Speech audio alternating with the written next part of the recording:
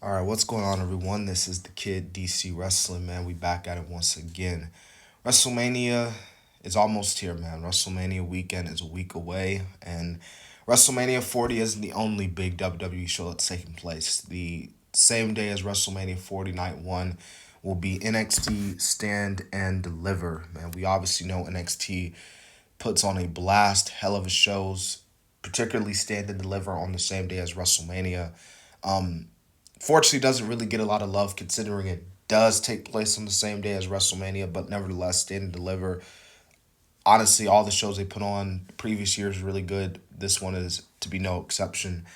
Now, they haven't put it in the match cards yet, but Braun Breaker and Baron Corbin are going to defend their tag team titles at the show.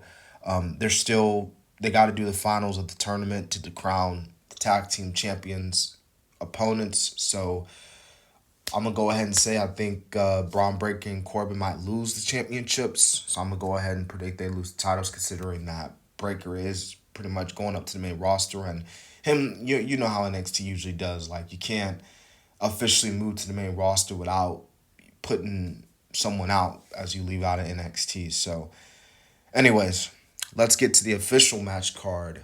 We got a triple threat match for the North American title. Obi Femi, if I mispronounce his name, I apologize. He's taking on Dijak and Josh Briggs. This is about to be a good one. This is actually, I want to say, because I haven't really seen a lot of Obi Femi, so I'm really curious to see how he is. A lot of people have praised him the past couple of months, and a lot of people been saying like this guy like has what it takes to be the next like breakout star or whatever. But he's an NXT champ for a reason.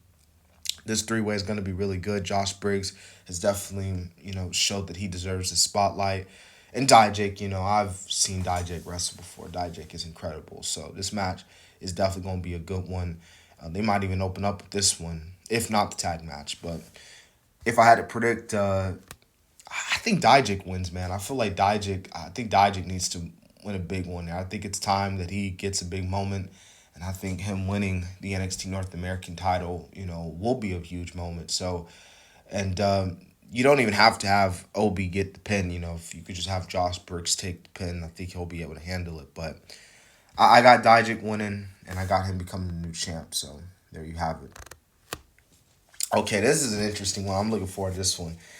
This might be one of the most underrated matches of the night, but Roxanne Perez is taking on Lyle Valkyrie for the NXT women's title. This story goes back all the way to Vengeance Day, where they had the match, but Lola Vice, the beautiful Lola Vice, I should say, got involved. But we all saw how that ended. But Roxanne, man, this is a different Roxanne Perez. This isn't the typical happy Roxanne that we all know and love. Like this Roxanne is more meaner, you know what I mean? I mean, she has been pissed off because she's been going off and off because she feels like she's the rightful number one contender. She's the rightful woman who deserves to challenge Lyra, and Roxanne's been going crazy, man. Like from attacking Lyra, going after her girl, Tatum Paxley.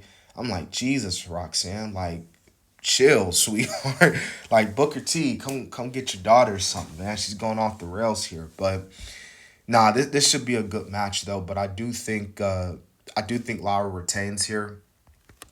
I feel like this is gonna be pretty much Roxanne's send off from NXT. I feel like they're gonna do some NXT call ups after WrestleMania. I think if there's any woman who's definitely gonna get called up after WrestleMania, it can definitely be Roxanne Perez. So I think Lara wins here, and but it should be a really nice matchup here and a very nice send off for Roxanne definitely. But if this is her last match, because it might not, but we'll see. But I got Lyra 1 and 2, and I like Lyra too. She's really cool. Man, the NXT Championship, man. We got Tony D'Angelo versus Ivan Dragunov. I um I want to say Tony D'Angelo wins. That's kind of like Dijak. I feel like Tony has worked so hard that he deserves it. Like that. This is definitely his moment. And this has like nothing to do with like Dragunov getting sent off to the main roster or anything like that. You know what I'm saying? Even though there are people online that are fantasy booking this guy to jump on the main roster and 3 months in beats Gunther for the Intercontinental Championship. Like, I'm not even joking. Like, there are people on social media that are fantasy booking that, but I feel like Dijak's gonna, not Dijak, but Dragunov's gonna win. I just like, so I'm gonna predict Dijak. Dragunov, I don't know why I'm confusing the two. Excuse me. I got Dragunov retaining the title. I think Tony D'Angelo's gonna come up short.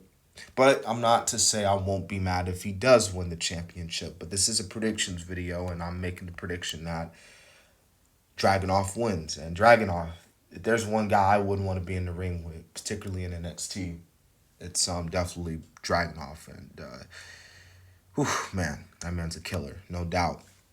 So it is confirmed. It's true. It's damn true, as Kurt Angle pronounced it. Uh, this will be the main event, the official main event of NXT Stand and Deliver. And then honestly, it's perfect. It makes sense. You know, this is one of those matches where a story that obviously doesn't involve the world title is bigger than the world title. Hence, main eventing over the world title.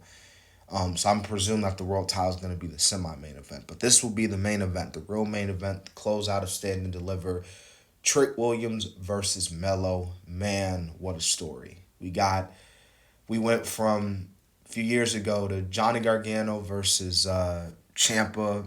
No, we went from Sammy to Kevin Owens to Gargano and Ciampa to now Trick Williams and Carmelo Hayes. And it's right. It's the right story. I mean, again, with the women like Lara and Roxanne, this has been brewing for a while, obviously, all the way back at Vengeance Day when Mello revealed that he was the one who attracted Trick Williams and he can't stand Trick Williams. And it's honestly crazy, man, because like last year it's in Liver, Trick Williams and Carmelo Hayes standing side by side as Carmelo won the NXT title. And now this year they are going at it. They're standing across the ring from each other in the main event. It's honestly crazy. These two guys have been with each other since day one, and now they're completely separate. You know what I mean? And it's really emotional if you followed them from day one, because I remember like when they got together on NXT 2.0, and I could never imagine them actually like splitting up and facing each other,